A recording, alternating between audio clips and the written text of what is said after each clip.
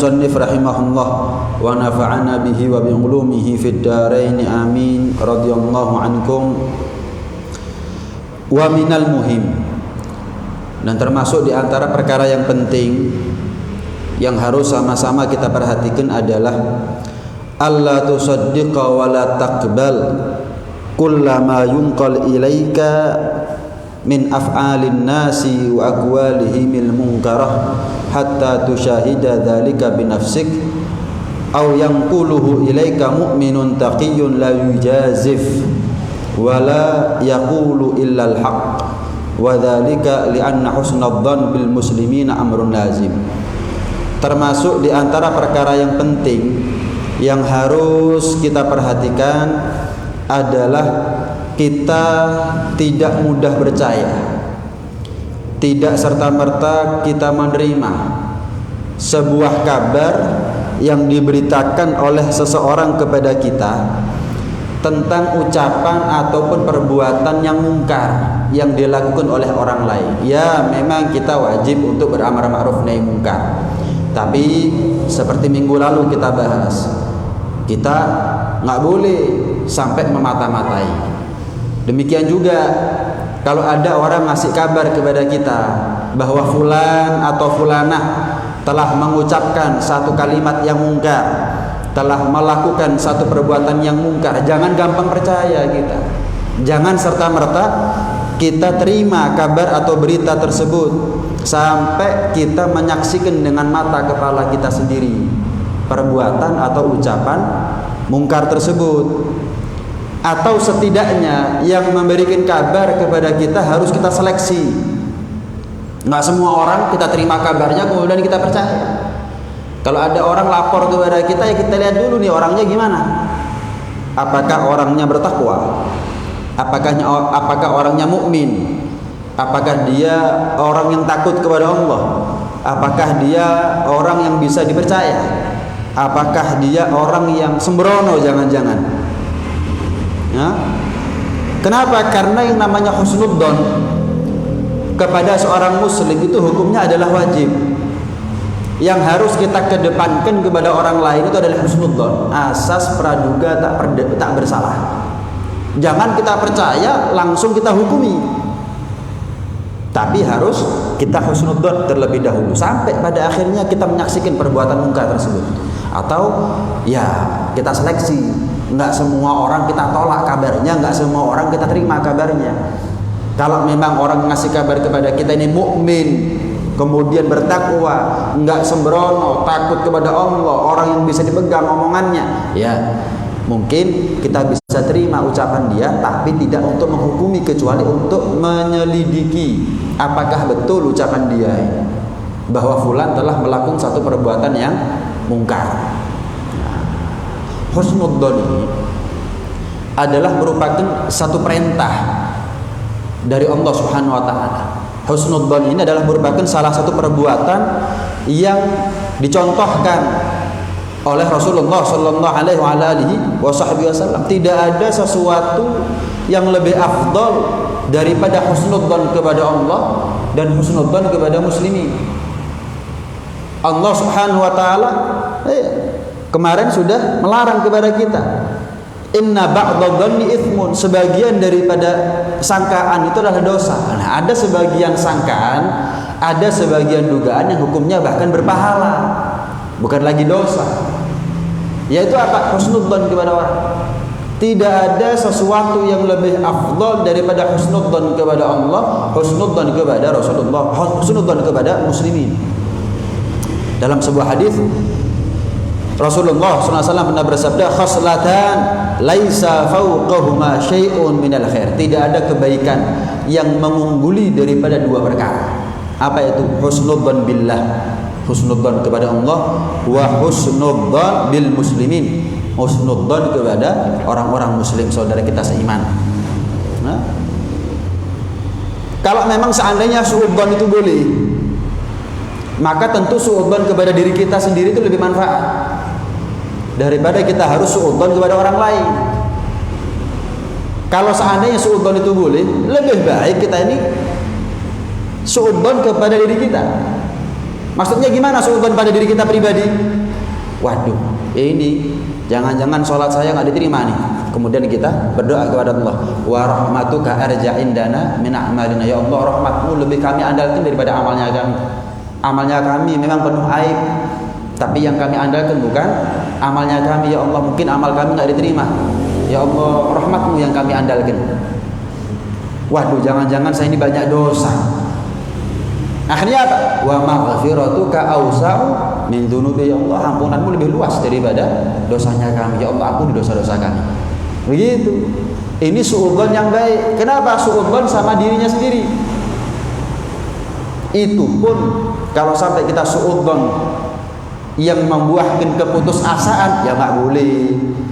Kalau sampai kita suudzon kepada diri kita sendiri yang akhirnya ujung-ujungnya putus asa dari Allah, ya nggak boleh. Suudzon yang membuahkan rasa takut kepada Allah. Kalau kita takut sama ular, kita lari dari ular. Kalau kita takut sama singa, kita lari dari singa. Kalau kita takut sama anjing, kita lari dari anjing. Tapi kalau kita takut kepada Allah, justru kita bukan lari dari Allah, justru kita marani Allah Subhanahu wa ta'ala. Suudzon sama diri kita, jangan-jangan dosa saya banyak, minta ampunan, itu berarti mengharap kepada Allah, bagus. Bukan suudzon, jangan-jangan saya banyak dosa, wes berarti masuk neraka saya. Sudah, mumpung saya hidup di dunia, tak enak-enak pisan. Ya, jegur bisa dalam kemaksiatan. Oh, ini suudzon yang nggak baik. Bukan itu ini maksud. Suudzon yang membuahkan rasa takut kepada Allah, sehingga dari rasa takut ini kita semakin dekat kepada Allah Subhanahu wa ta'ala, bukan semakin menjauh.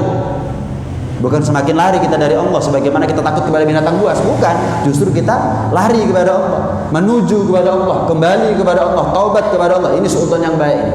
Waduh, jangan-jangan saya ini ibadahnya kurang baik, nggak diterima oleh Allah. Nggak tambah umur kecuali tambah ilmunya. Yang dari tambah ilmu tambah baik ibadahnya. Ini suudzon yang baik. Ini suudzon yang baik. Ya, kita nggak boleh ya putus asa daripada Allah Subhanahu wa ta'ala. Ya ibn Adam, innaka ma da'autani wa rajautani ghafartu laka ala ma kana minka wa la ubali. Allah berfirman dalam hadits qudsi, wahai Bani Adam, manusia, selagi kamu berharap kepada aku, memohon kepada aku ampuni dosamu, dan dosa yang sudah aku ampuni enggak aku pedulikan lagi, enggak dibahas lagi sama Allah, enggak diingat-ingat lagi, enggak disebut-sebut lagi, enggak diungkit-ungkit, enggak diudat-udat sama Allah Subhanahu wa ta'ala. Beda sama manusia, kadang-kadang ngasih maaf tapi masih diingat, masih jangget, masih disebut-sebut, dibahas-bahas, diungkit, diudat-udat. Itu manusia. Kalau Allah enggak. Kalau sudah dosa itu diampuni sama Allah, selesai. Lau balaghat dhunubuka ananas sama. Kalau seandainya dosa kamu ini sebanyak awan ada di langit, seluas awan ada di langit, tsummastaghfartani ghafartu lak. Kemudian kamu berharap kepada aku ampuni dosanya kamu. Enggak boleh kita putus asa dari Allah Subhanahu wa ta'ala. Takut kepada Allah boleh, suudzon sama diri sendiri boleh, asal hasilnya adalah membuat kita semakin bertakwa kepada Allah, bukan semakin jauh dari Allah Subhanahu wa ta'ala. Lau ataitani bi gurabil ardi khataya thumma ataitani wa la tusyriku bi syai'a la ataituka bi ghurabiha maghfiratan. Malah Allah mengatakan apa? Kalau kamu datang kepada aku dengan memikul dosa beratnya seberat bumi, kamu datang kepada aku dalam keadaan beriman, tidak menyekutukan aku sebagai Tuhan, nggak ada sesembahan bagi kamu kecuali aku, walaupun kamu datang kepada aku dengan beban dosa seberat bumi, aku sambut kedatangan kamu dengan ampunan seberat bumi pula. Dari hadits qudsi ini bisa kita paham, nggak ada alasan berarti kita suudzon dari Allah Subhanahu wa ta'ala. Seburuk-buruknya suudzon kepada Allah, sebaik-baiknya suudzon adalah suudzon pada sama dirinya sendiri. Sebaik-baiknya suudzon sama dirinya sendiri. Seburuk-buruknya suudzon kepada Allah Subhanahu wa ta'ala. Nah, kalau suudzon yang membuahkan kita semakin takut kepada Allah, bagus. Setan, iblis itu pernah ngomong kepada Allah, ya Allah, aku bersumpah demi keagunganmu, aku tidak akan pernah menyesatkan manusia, anak cucu Adam sampai kiamat. Demi Allah, demi Engkau ya Allah, demi keagunganmu, demi kemuliaanmu, demi kesucianmu, aku bersumpah tidak akan pernah menyesatkan manusia sampai kiamat. Saking pegelnya ambil Kanjeng Nabi Adam. Apa jawab Allah? Demi keagunganku aku juga bersumpah wahai setan. Demi keagunganku aku juga bersumpah wahai iblis, aku tidak akan pernah menyerah untuk memberikan ampunan kepada hambaku selagi mereka mau menuju kepadaku, kembali kepadaku. Jadi aneh kalau ada orang menyerah dengan banyaknya dosa yang dia punya, padahal Allah sendiri nggak pernah menyerah untuk memberikan ampunan kepada dia. Lah kok dia nyerah sama nasib, sementara Allah nggak pernah nyerah untuk memberikan ampunan kepada dia. Suudzon sama diri sendiri itu baik kalau membuahkan rasa takut sekali lagi. Tapi suudzon sama diri sendiri bisa jadi buruk kalau kita semakin jauh dari Allah dan putus asa daripada Allah Subhanahu wa taala. Naam. Al-Imam Syafi'i mengatakan begini, man ahabba ay yahtimallahu lahu bil khair falyuhsinidh dhanna bin nas. Al-Imam Syafi'i mengatakan barang siapa yang kepingin mati husnul khotimah, Allah akhiri umur kita dengan kebaikan. Rasulullah SAW pernah mengajarkan kepada kita satu doa. Doa ini patut untuk diamalkan agar kita meninggal husnul khotimah. Apa itu? Allahumma ij'al khaira umri akhirah wa khaira amali khawatimah wa khaira ayyami yauma alqaq. Ya Allah, jadikanlah khaira umri akhirah, sebaik-baik umurku adalah akhirnya. Sebaik-baik umurku adalah akhirnya. Kapan aku berada di puncak keimanan, puncak ketakwaan menurut kadar apa yang aku mampu, matikan aku saat itu ya Allah. Wa khairu amali khawatimah, dan jadikan sebaik-baik amalku sebagai penutup daripada umurku.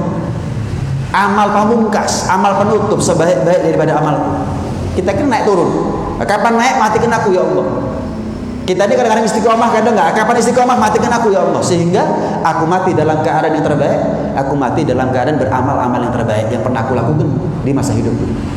Wa khairu ayyami yauma alqaq, dan jadikan sebaik-baik hariku adalah hari di mana aku berjumpa denganmu kelak di surga. Allahumma ij'al khaira umri akhirah wa khaira amali khawatimah wa khaira ayyami yauma alqaq. Kalau kita ingin, kata Imam Syafi'i, meninggal dalam keadaan yang baik, husnul khatimah, banyak-banyak husnudzon sama orang. Husnudzon sama orang itu enggak ada ruginya. Masih salah husnudzon ini. Ibarat anak panah.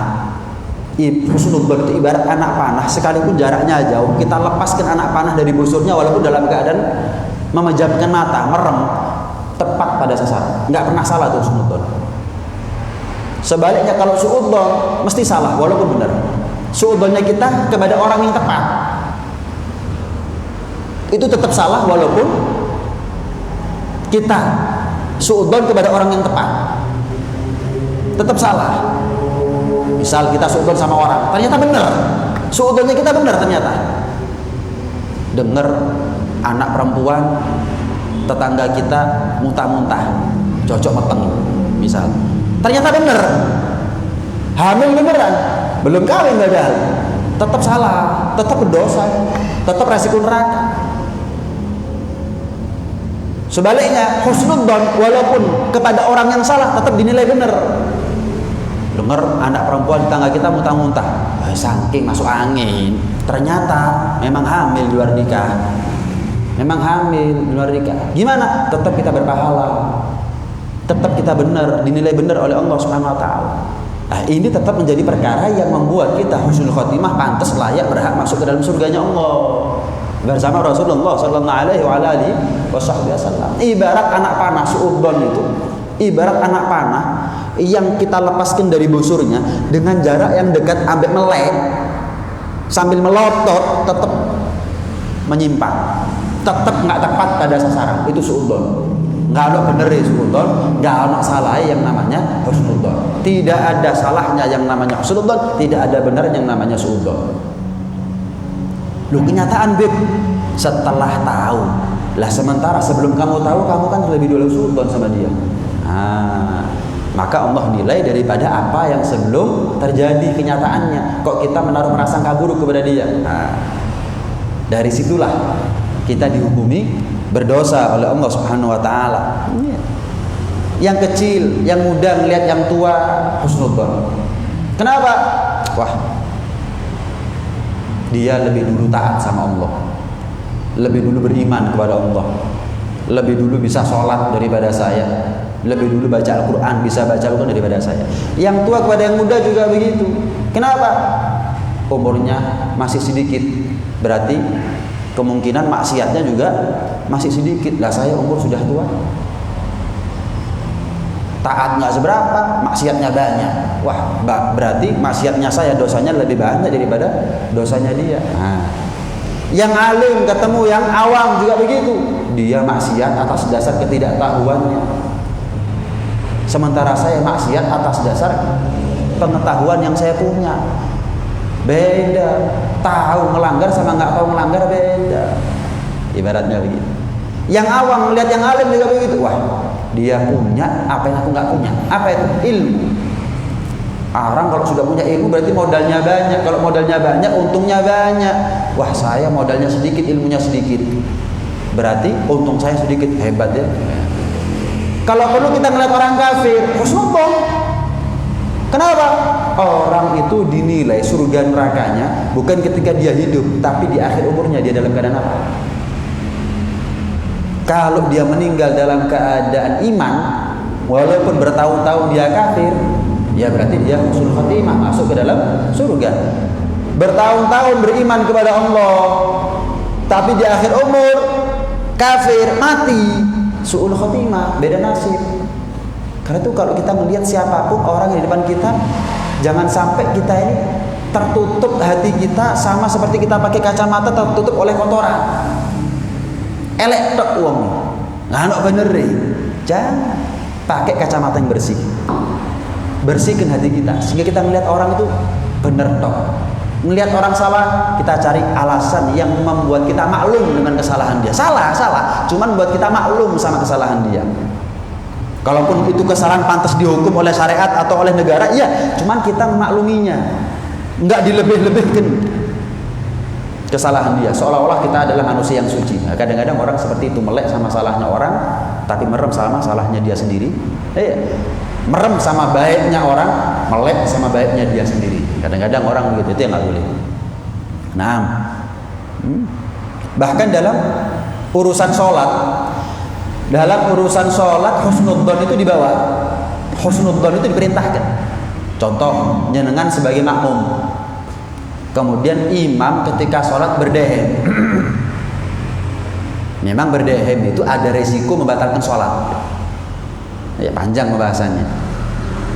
Sekiranya tanpa dua huruf, berdehem itu ada resiko. Tidak mutlak dikatakan batal ya, tapi ada resiko batal. Hati-hati kalau berdehem di dalam sholat, jangan gampang-gampang. Berdehem di dalam sholat, jika memang kalau nggak berdehem kita nggak bisa membaca apa yang wajib kita baca dalam sholat. Contoh, takbiratul ihram, Fatihah, tahiyat akhir, dan salam. Kalau saya nggak berdehem, keselak misalkan atau seri, kalau saya nggak berdehem, nggak bisa sempurna kewajiban apa yang wajib saya baca dalam sholat. Bukan masalah ngeraskan suara loh ya, pembahasan imam misalnya, bukan masalah ngeraskan suara. Ini kalau saya nggak berdehem, ya wis mandek, gak ocoh. Kenapa? Nggak iso, harus berdehem, baru dia bisa melanjutkan bacaannya. Mau sholat subuh, duhur, asar, maghrib, isya, nggak jadi pembahasan ini. Mau jadi imamnya sholat subuh, duhur, maghrib, asar, maghrib, isya, sama. Maka kalau berdehem seperti ini diperbolehkan, walaupun lebih daripada dua huruf. Kenapa? Darurat, terpaksa.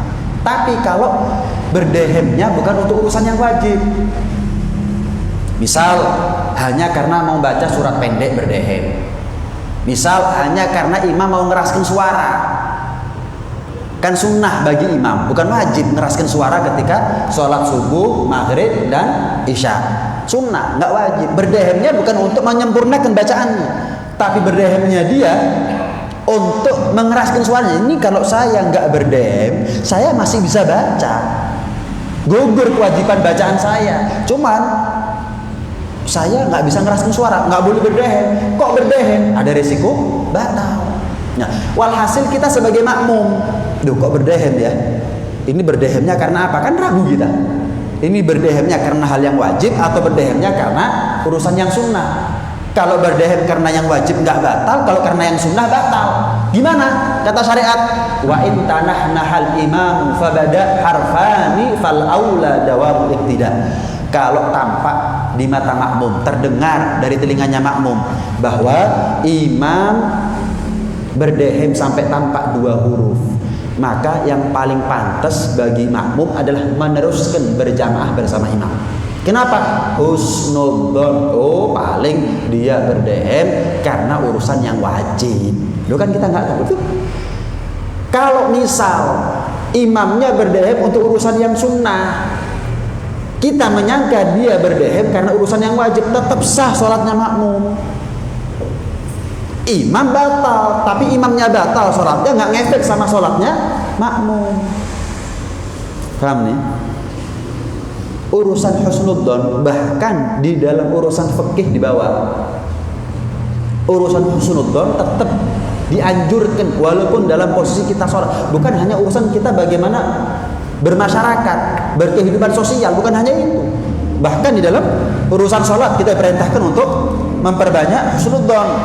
Ya, nah, pernah diceritakan husnudzon itu barokah.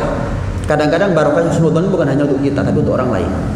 Barokah dari husnudzonnya kita bukan hanya kita yang dapat manfaat, tapi orang lain juga dapat manfaat dari husnudzon. Pernah diceritakan ada begal, cuman begal Arab itu padang pasir, sama seperti perompak tengah laut. Iya. Kalau begal di sini di tempat-tempat yang sepi, gelap, di jalan-jalan yang sepi yang gelap. Iya, tapi kalau di Arab ya padang pasir itu sudah yang naik onta, yang naik kuda, bawa barang, bawa harta, cegat tengah jalan. Singkat cerita ada beberapa orang yang memang profesi mereka begal di padang pasir. Singkat cerita mereka lapar, haus, jauh dari rumah tempat tinggalnya mereka. Mereka mau nginep. Akhirnya nemu nyari rumah, ketemu satu rumah. Ya, mosok ngaku begal, ya diusir sampai punya rumah. Akhirnya mereka ngaku kalau mereka adalah orang yang perang membela agama Allah. Orang yang perang membela agama Allah. Wah, seneng ini tamu nih. Seneng. Bayangkan kalau kita kedatangan tamu mujahid, orang yang belani Palestina misalnya gitu. Wah, seneng kan kita. Wah, dengan senang hati kita persilahkan dia masuk. Dipersilahkan akhirnya masuk. Dijamu, dilayani sebaik mungkin dan seterusnya. Wis. Kemudian keesokan harinya ketika begal-begal ini mau pulang, tuan rumah ngomong, saya ini punya anak sakit. Ini sampeyan ini kan mujahid fisabilillah, pasti pahalanya banyak, pasti panjenengan semua ini orang-orang soleh kalau berdoa diijabah sama Allah. Bawa air, tolong dungakno. Mungkin barokahnya panjenengan semua ini anak saya sembuh. Karena kadung terpaksa wis. Pura-pura baca doa atau Rabbana atina fid dunya hasanah apa pokoknya dungakno tok hari selesai. Wes berangkat pulang. Singkat cerita, ketika begal-begal ini tadi, perampok-perampok ini tadi sampai di tempat yang sama, dia mau nginep ke rumah orang yang sama. Ini orang sudah terlanjur nganggap kita mujahid. Ini kalau kita bertamu lagi rumah dia, wah enak nih, makan gratis, tidur gratis. Perjalanan masih jauh, meneh lanjut. Saiki nginep nang omahe wong iki sih. Iya wis, tepat, cocok. Wis dijamu lebih daripada yang pertama. Semuanya ada. Tengah malam cerita, saya ini seneng kedatangan panjenengan semuanya lagi. Ini saya seneng, lebih seneng daripada yang pertama. Loh kenapa? Kalau yang pertama dulu anak saya sakit, barokahnya doa panjenengan semuanya, anak saya sekarang sembuh. Oh pantes ya, jenengan ini ngasih jamuan kepada kita lebih daripada yang kemarin. Iya, ini sebagai tanda syukur kepada Allah. Seneng, saya seneng. Tapi marang tolak-toleh. Begal rampok ini tolak-toleh ya opo iki? Iya. Dia husnudzon kepada kita, apa yang dia mau diijabah sama Allah. Padahal kita ini bukan orang yang pantas dihusnudzon. Lah kira-kira bagaimana kalau kita husnudzon kepada Allah? Masa Allah enggak ijabah permintaan kita? Padahal Allah adalah zat yang maha pantas untuk dihusnudzoni.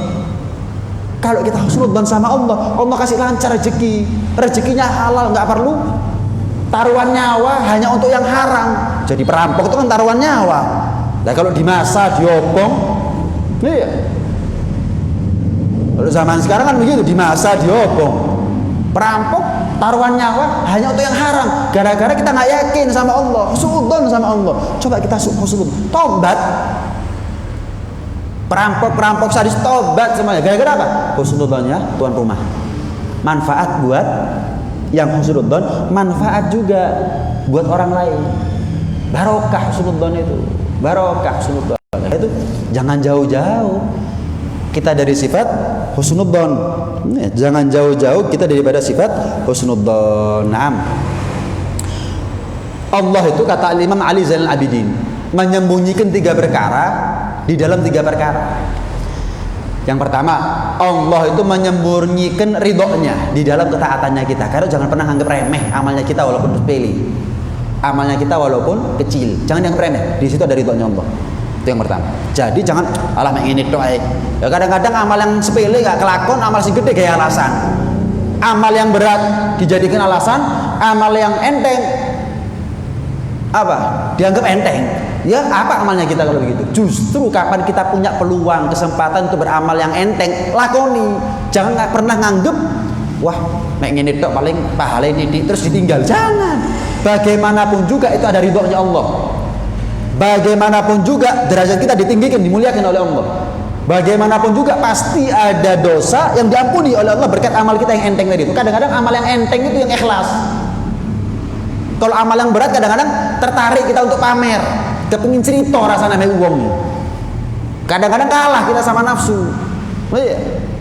Tapi kalau amal-amal yang enteng, amal-amal yang kita sering anggap sepele, justru itu lakoni. Kenapa? Ketika amal besar kita mungkin gak diterima oleh Allah karena riya, sombong, pamer, ujub dan lain sebagainya, mungkin amal kecilnya yang ikhlas. Karena itu kalau kita beramal, mau enteng mau berat lakoni. Mumpung ada yang enteng lakoni. Belum tentu kita ini takdir ketemu amal yang berat kemudian kelakon. Lakoni aja. Mek ngene tok, jangan mek ngene tok, ridhonya Allah kok mek. Ampunannya Allah kok mek. Dosa kok mek. Semakin dekat dengan surga, semakin jauh dari neraka kok mek. Jangan mek. Jangan ngeremehkan daripada amal yang kecil. Karena kalau orang meremehkan amal yang kecil berarti dia meremehkan ridhonya Allah Subhanahu wa taala. Sebaliknya yang kedua, Allah menyembunyikan murkanya ada di maksiatnya kita. Jangan kemudian kita ngeremehkan maksiat yang kecil. Alah mek ngene tok ae lho. Istighfar sepisan hilang istighosa. Lo jangan. Ya kalau sanggup istighfar. Lah kalau kapan mati belum sempat istighfar, belum sempat tobat dia mati. Kapan maksiat mati, belum sempat istighfar, belum sempat tobat. Jangan. Kenapa? Bagaimanapun juga maksiat itu ada dosa. Bagaimanapun juga maksiat itu resiko neraka, resiko sul khotimah. Bagaimanapun juga maksiat itu ada murkanya Allah. Mau tak kita dimarahi sama Allah? Seneng. Jangan. Anak itu dicewir sama orang tuanya nggak mau. Dimarahi sama orang tuanya nggak mau. Apalagi kita mau dicewir sama Allah. Walaupun nggak dipentung misalnya, tapi dicewir sama Allah. Ya nggak mau, malu kita sama Allah. Semua nikmat dari Allah, apa yang kita punya semuanya bermula dari Allah. Kita justru mendurhakai Allah Subhanahu wa taala. Ini dok. Justru kita ngeremehkan dosa kecil jadi dosa besar. Kita kalau ngeremehkan dosa kecil dilakoni gara-gara mek cilik, jadi dosa gede. Apalagi kalau kita meremehkan dosa besar. Apalagi kita nganggep ya bisa murtad orang yang menghalalkan apa yang haram. Bisa murtad hukumnya orang yang menghalalkan apa yang haram. Hati-hati. Karena itu jangan pernah meremehkan dosa kecil. Sebagaimana kita jangan meremehkan amalan kecil, jangan pernah kita meremehkan dosa kecil. Yang ketiga, Allah itu menyembunyikan kewalian seseorang terhadap orang lain. Kita kalau melihat orang lain, mungkin ini Khidir, mungkin ini malaikat, mungkin ini ya Nabi Idris, mungkin ini Nabi Isa, mungkin ini memang Allah, memang wali, memang dia orang soleh, jangan-jangan. Jadi kalau seperti itu kan enak, husnudzon tok kita sama orang, husnudzon terus kita sama orang, husnudzon terus kita sama orang. Begitu seharusnya. Nah, jangan pernah nyerah kita untuk husnudzon kepada Allah Subhanahu wa taala. Pernah diceritakan ada seorang Habib namanya Al Habib Saleh bin Abdullah Lattas. Habib Saleh ini memang wali besar ya. Ratusan tahun yang lalu meninggal. Al Habib Saleh ini pernah sekali waktu masuk ke masjid. Masuk ke masjid dalam keadaan terlambat untuk melaksanakan sholat berjamaah. Akhirnya ada makmum masbuk. Setelah salam imam dia berdiri lagi. Nah, Habib Soleh ini nggak gengsi untuk bermakmum berjamaah sholat di belakangnya makmum masbuk itu. Badan ulama besar, kiai gede, kiai tersohor, nggak gengsi, nggak malu, dia bermakmum di belakangnya orang biasa, nggak malu dia. Apalagi sampai suudon, wah paling dia nggak ngerti hukum, wah mungkin sholatnya nggak sah. Wah, mungkin sholatnya nggak khusyuk. Lah apa aku melu ambek wong sing sholatnya nggak sah, nggak khusyuk. Wis gak wis, mending sholat dewi. Enggak, tetep sholat subhanallah. Tapi ingat ya, kalau kita menjadi makmum masbuk, nggak boleh nepuk sebetulnya kepada imam. Karena nepuk itu mengganggu yang pasti. Itu pasti mengganggu juga.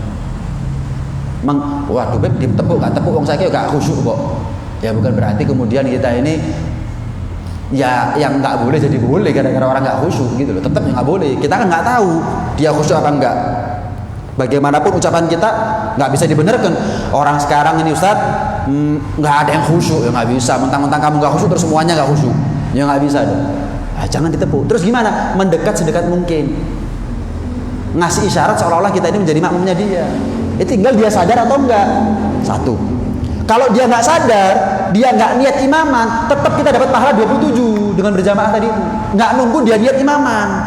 Jenengan sholat di belakang saya sholat sendirian pertamanya. Jenengan sholat di belakang saya, niat makmuman, cukup baginya dengan pahala 27. Cuman saya karena nggak tahu jenengan berjamaah sama saya nggak niat imaman, maka saya pahalanya 1. Wes mek ngono tok, bukan rugi. Orang nggak nempuk, justru nempuk itu ada resiko.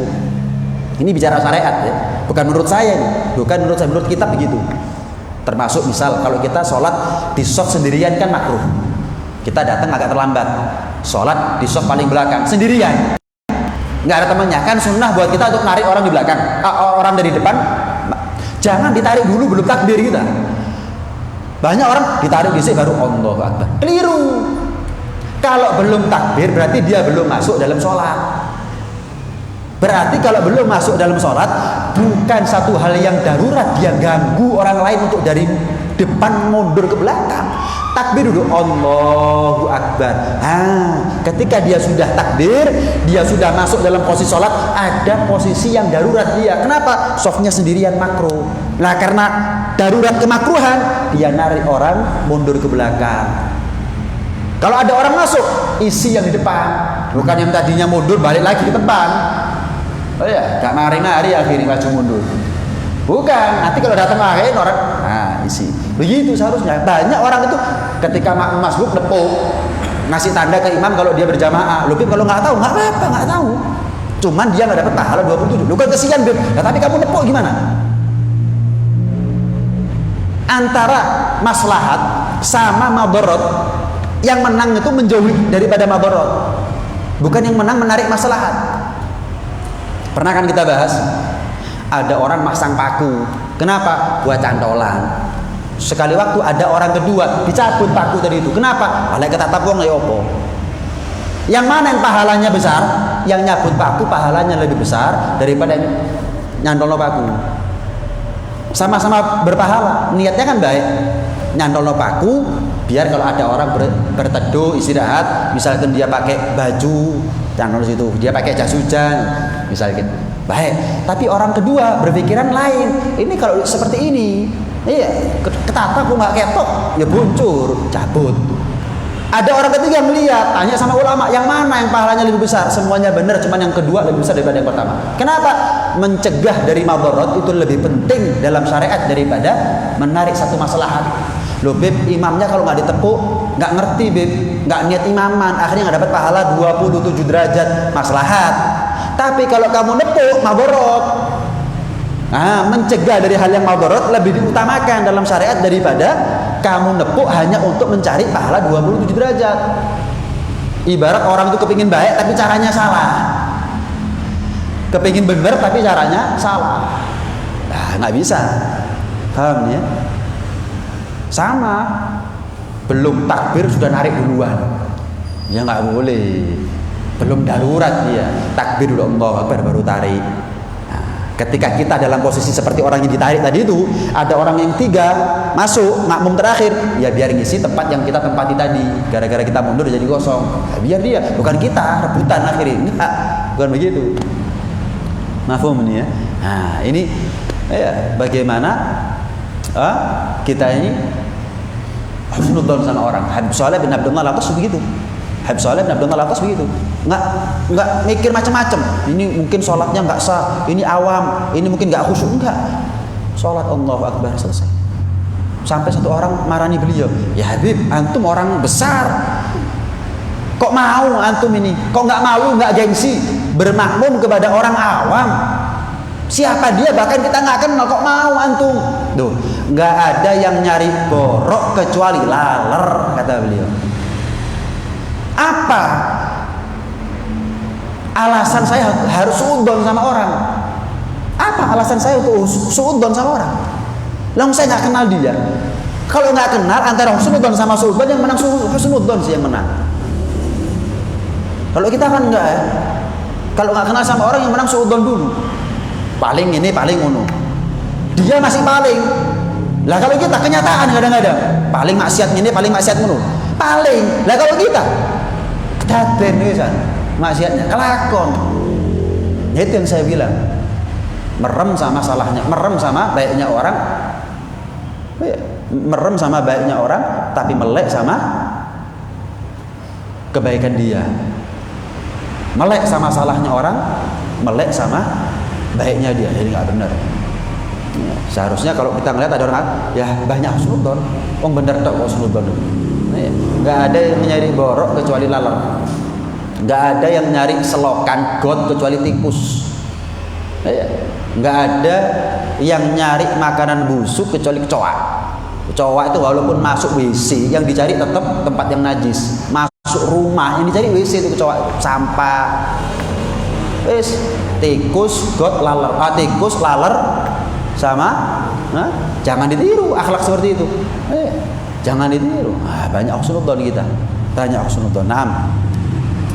Husnudzon adalah perkara yang wajib.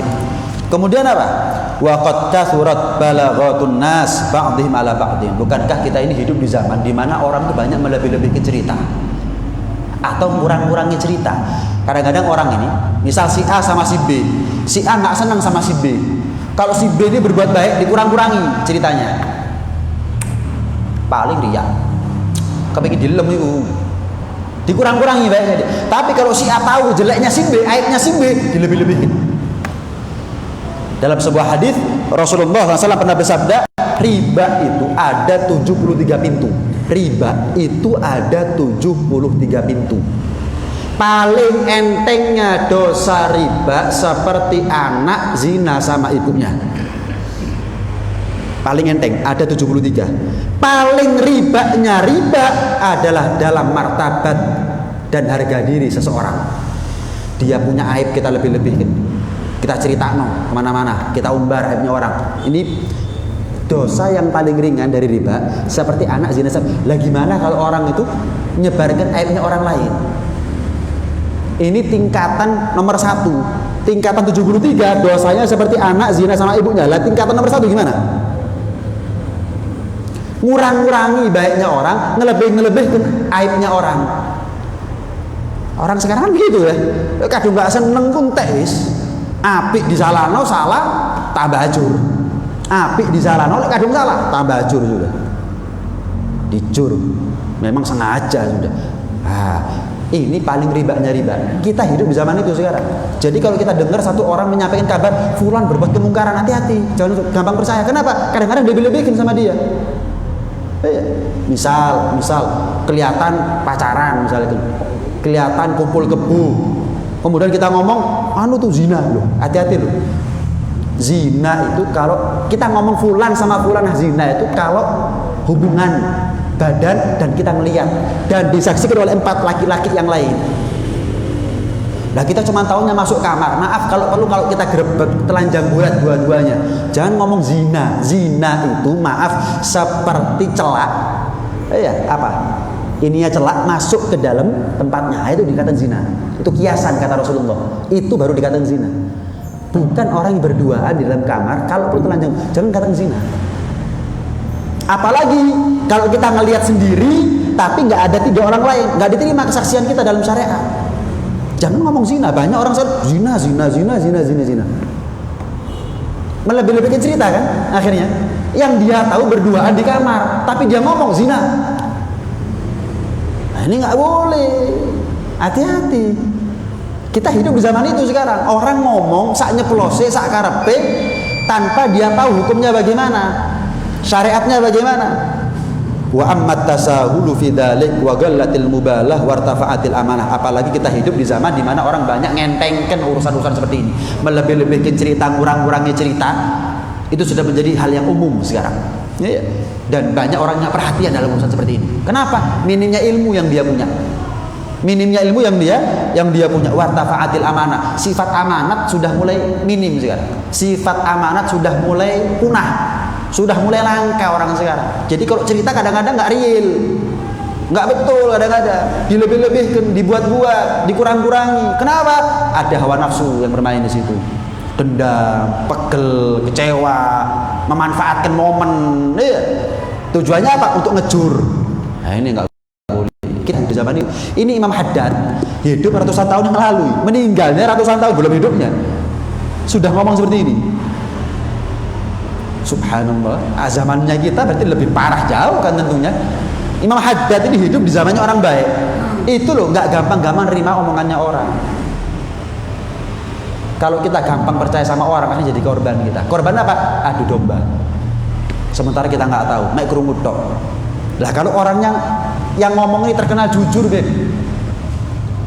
terkenal jujur, ya kita boleh percaya, tapi nggak boleh untuk sampai menghukumi. Iya, boleh untuk oh ya wis, tapi untuk menghukumi, wong kita nggak ngelihat kok. Misal ada orang kita kenal jujur, ngomong fulan mabuk, terus langsung kita cambuk begitu, kita nggak pernah tahu, nggak boleh. Bas percaya. Loh kenapa? Mau nggak percaya orang ini terkenal jujur kok, dan dia nggak ada tendensi ngomong bohong, nggak ada tujuan. Oh katanya gorok, apa perlu nih? Misalnya, memang orang ini baik, jujur, soleh, misalnya. Ya sudah, ya kita percaya, tapi apa? Jangan menghukumi. Percaya belum tentu menghukumi. Kalau menghukumi berarti percaya, gitu. Saya mau tanya, namanya kenyang itu kan makan, tapi kalau makan kan belum tentu kenyang. Sama, percaya, tapi jangan menghukumi, melewati batas. Tapi kalau kita menghukumi, oh orang ajar, mabuk, ya wes sebenarnya tak cambuk ya aku. Tak lapor ke polisi misalnya. Loh, menghukumi berarti namanya. Kalau menghukumi pasti percaya. Tapi kalau percaya belum tentu menghukumi. Ya makan belum tentu kenyang. Tapi kalau kenyang ya dari makan. Itu gambarannya. Percaya toh, tapi nggak sampai seudon sama orang. Apalagi sampai ngejudge orang lain. Nah itu. Insya Allah kita bahas lebih panjang lebar di pertemuan berikutnya. Mudah-mudahan dikasih panjang umur oleh Allah dalam keadaan sehat walafiat, dalam keadaan taat kepada Allah, patuh kepada Rasulullah, dan mudah-mudahan Allah bersihkan hati kita daripada segala penyakit hati, sehingga kita punya hati yang bersih. Kita melihat orang baik semuanya, sementara Allah berikan kemampuan buat kita untuk suudzon sama diri kita pribadi, sehingga dari situ kita semakin takut dan mendekatkan diri kepada Allah Subhanahu wa taala. Amin ya rabbal alamin. Rabbana anfa'na bima 'allamtana, rabbi 'allimna alladhi yanfa'una.